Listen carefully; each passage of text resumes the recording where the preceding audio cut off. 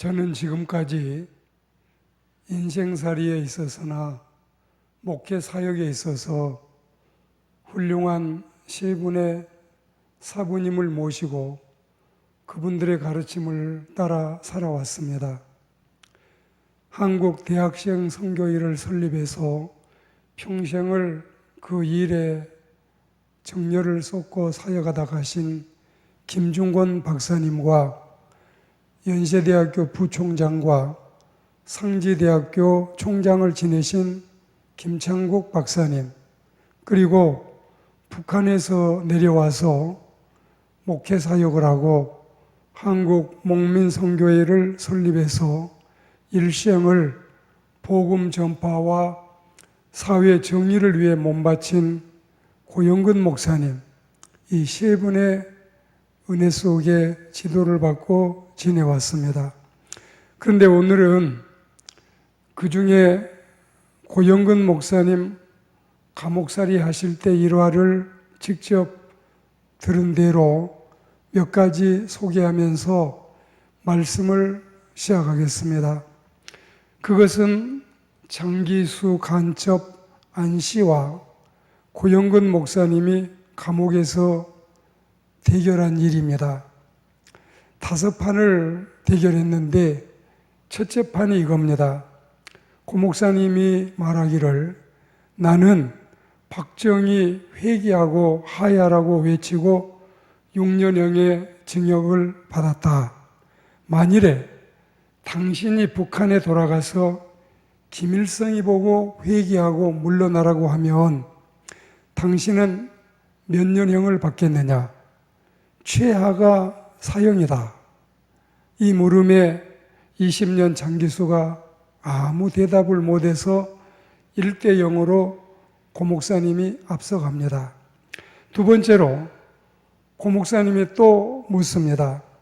당신이 북한 인민들을 살리겠다고 이비구에서 나와서 간첩으로 남한에 넘어왔는데 그러면 지금 남조선 인민을 살렸느냐 아니면 북조선 인민을 살렸느냐? 어디 한번 대답해 보아라. 간첩이 곰곰이 생각을 해봐도 어디에 대답할 말이 없어 유구무원이 되므로 2대 0이 됐습니다. 그런데 세 번째 대결에서는 안씨 장기수 간첩이 반격이 들어왔습니다. 이렇게 반격을 하는데 나는 공산주의 사상을 가지고 남조선을 해방시키려고 밀봉교육을 받고 간첩으로 나왔다. 그래도 당해나 인민들에게 아무 원망이 없다. 그런데 당신들에게 묻겠다. 당신들은 사람들에게 전도해서 인민들을 천당으로 데려간다는데 왜 북한에는 전도하지 않는가? 나처럼 붙잡혀 감옥살이를 하더라도 가야지 잡혀 죽을까봐 못 가지 않느냐. 간첩의 이 말에 고 목사께서 아무 대답할 말이 없었습니다. 그래서 스코어는 2대 1이 됐습니다. 네 번째로 또 이 장기수 간첩 안씨가 묻기를 북한에 가서 전도하는 것이 힘들어서 못 간다면 좋다. 그러면 나 남한 감옥에 20년 갇혀있는 동안에 왜 한 사람도 나에게 찾아와서 예수 믿으라고 전도하지 않느냐? 이것도 한번 대답해 보아라. 빨갱이 간첩 전도해서 천국 데려가야지 왜 전도 안 오는 거냐? 내가 쓰게 될 제목이 안 되고 용도가 없어 그렇지 이기주의 아니냐? 이 질문을 받고 나니까 이 말에도 대답할 말이 없어서 묵묵부답으로 2대 2로 이제 현재는 스코어가 동점이 됐습니다. 5번째로 이렇게 되니까 기세가 오른 건지 다시 한번 간첩이 치고 들어왔습니다. 이건 묻는 건지 비아냥을 거리는 건지 잘 모르겠지만 이렇게 말을 하더랍니다. 인권운동, 민주화운동 하다가 목사 4명이 붙잡혀 와서 나와 함께 감옥살이를 같이 했었는데 이제 민주화 안 하겠다고 다 각서 쓰고 나갔다. 나는 공산주의 전향하라고 수없이 회유해도 20년 동안 각서 안 썼는데 어찌 천당 지옥 믿는 사람들이 그다지도 심지가 약하냐. 치사해요. 사상이 없어요. 배울 게 없어요. 그렇게 되니까 2대2, 2승 2패로 무승부가 될 뻔했는데 결국은 고 목사님이 대답을 못해서 3대2로 졌다고 토로했습니다. 두 사람은 감옥에서 이념이나 사상 대립을 했는지는 몰라도 저는 이 시간에 이런 대결을 그런 입장을 떠나서 기독교인들의 이웃에 대한 선대와 반대자에 대한 축복 그리고 모욕자에 대한 기도를 해주라고 하시는 우리 주님의 말씀 앞에서 우리도 3대2 패배자라는 반성심으로 말씀을 전하고 또 말씀을 은혜롭게 경청하는 여러분들이 되기를 소망하면서 우리 한번 다시 우리의 신앙을 재점검해보는 은혜로운 시간을 맞이해야 되겠습니다. 첫째로 우리는 선대하는 사람이 되자 이 말씀인데 누가복음 6장 27절부터 38절까지는 부제로 붙어 있는 제목 자체가 원수를 사랑하라이니까 내용이 어떠할지는 이미 여러분이 짐작이 가시지요. 그러니까 우리가 원수를 사랑하되 선대하고 축복하고 기도하는 일인데 그 첫째가 선대이니 선대를 먼저 생각하겠습니다. 선대는 선한 대접이기도 하고 어떤 사람이 다른 사람을 잘 대접해 주는 것이기도 하고 이웃을 잘 대접하여 섬기는 일이 선대가 되겠습니다. 제가 늘 즐겨 사용하는 선한 마음과 선한 생각과 선한 계획과 선한 열매를 맺는 인생이 되자는 이런 말씀이 함께 묶여 포장된 종합 선물 세트 같은 것이 되겠습니다. 사람이 사람을 대할 때 일단 마음 자체가 선해야 되겠습니다. 생각 자체가 선해야 되고 그런 선한 사람들이라야 비로소 선한 계획을 세울 수가 있고 선한 행실을 살 수가 있고 선한 열매를 맺을 수가 있는 것입니다. 이게 당연한 이치지요. 오늘 여러분 헬라 원문을 간단히 설명을 드릴게요. 이 선대한다, 선을 행하다가 일반 동사인데 이 말도 두 단어가 합쳐졌지요.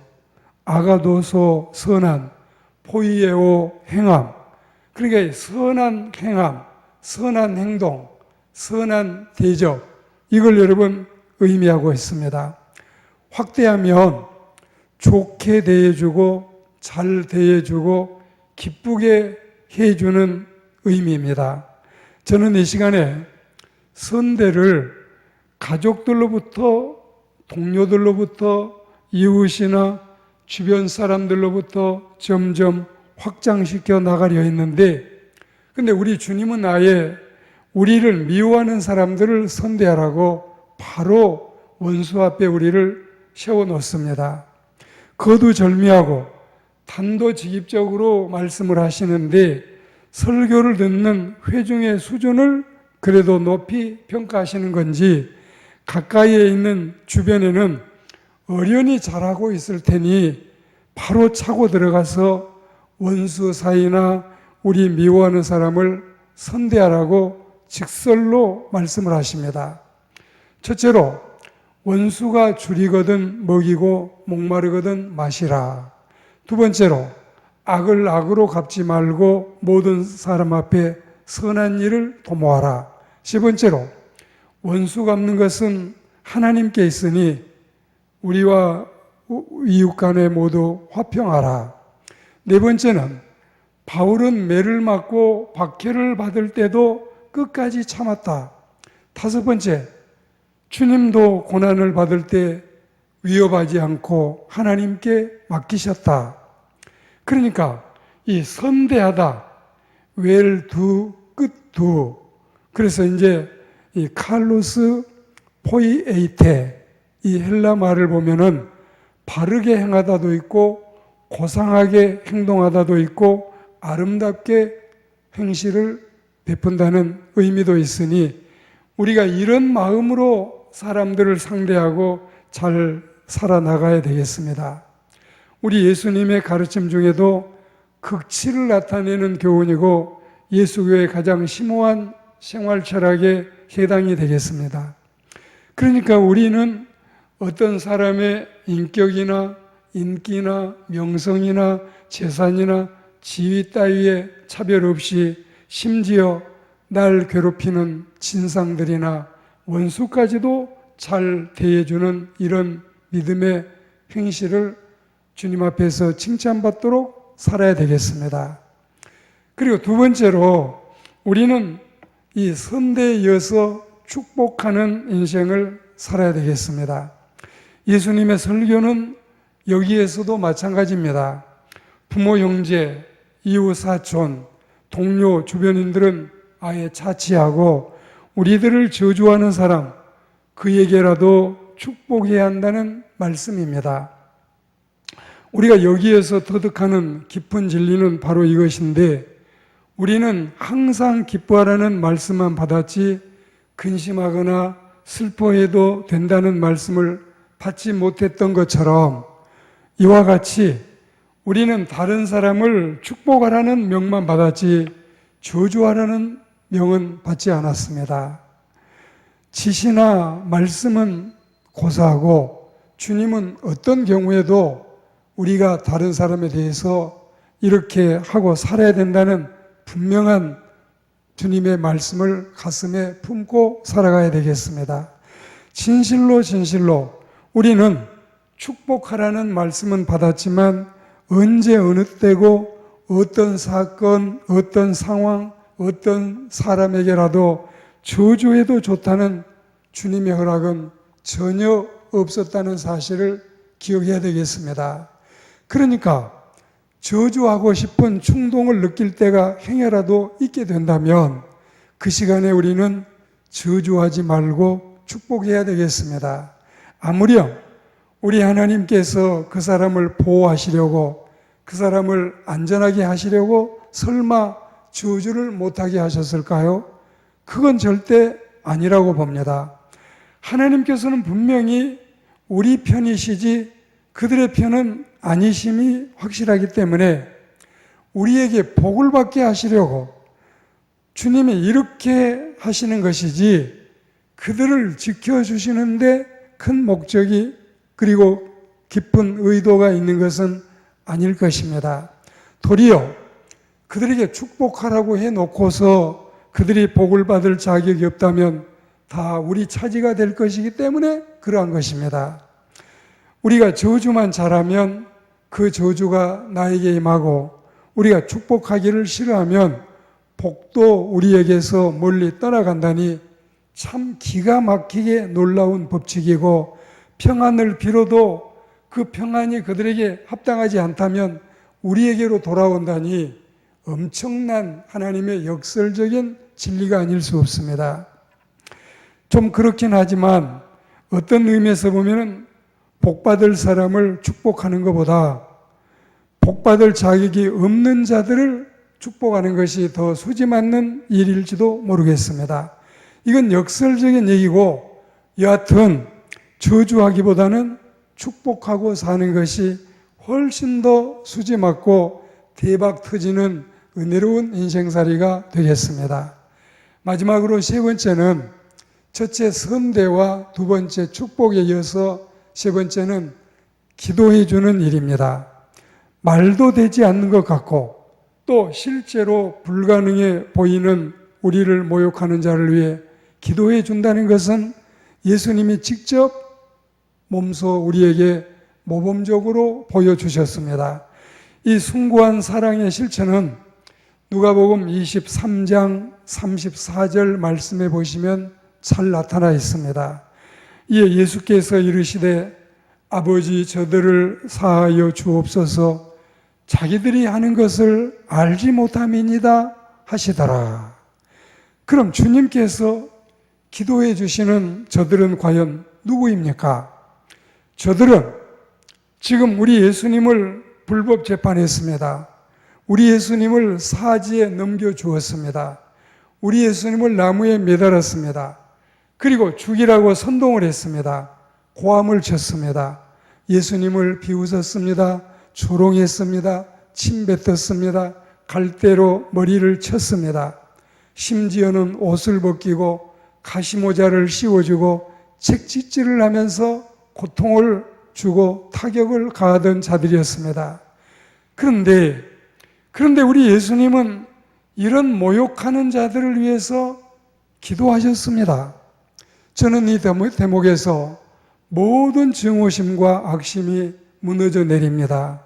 설령 어떤 자들이 말을 뒤집어 왜곡되게 악평을 했어도, 설령 어떤 자들이 해코지하고 억지를 부리고 갑질을 했어도, 친상 노릇을 했어도, 또 어떤 이들이 재정적인 손실을 입히고 우리의 신체에 타격을 가했어도 우리도 예수님처럼 당해본 적은 없기 때문에 그 깊이를 다 알지 못하지만 침뱉음도 안 했고 채찍질도 안 했고 우리에게 조롱도 안 했고 비웃지도 아니했고 나무에 매달지도 안 했고 설마 죽이려고도 안 했던 우리의 이웃들, 단순히 말 몇 마디로 우리 가슴에 비수를 꽂고 상처를 주었다는 일로 우리는 그들을 싫어하고 그들을 반대했었습니다. 우리 주님과 사람을 비교하는 것 자체가 당연히 가당하지는 않거니와 말하자면 이러하다는 것이고, 우리 주님은 사역 초기에 이렇게 말씀을 하시고서 사역 마지막 날 이런 당신의 설교와 그동안의 가르침을 몸소 실천해 보이셨습니다. 그리고 스데반 안수 집사의 순교시에도 주님을 본받아서 그 역시 원수를 위해서 또 자기를 돌멩이를 들어서 쳐 죽이는 자들을 위해서 용서해 달라고 드렸던 기도가 생생히 성경에 흐르고 있습니다. 바울도 후욕을 당해도 축복해 주었습니다. 우리가 예수님과 스데반과 사도 바울의 이런 성스러운 모습을 다 따라갈 수는 없더라도, 다 본받을 수는 없더라도, 그래도 우리는 최선을 다해서 우리 주님을 따르고 스데반을 본받고 바울을 본받아서 선하게 하나님의 말씀대로 축복하면서 기도해 주면서 살아가야 되겠습니다. 오늘 말씀의 결론은 이것입니다. 용서하는 일은 좋은 일이나 그것을 잊어버리는 일은 더 좋은 일이라는 의미에서 우리는 주변에 있는 모든 사람과 살아가면서 그들을 선하게 대해주고 그들의 머리에 축복해주고 그들이 어떻게 나오더라도 그들을 위해서 기도해 줄 수 있는 하나님의 사람들이 다 되기를 주의 이름으로 권면합니다. 아멘.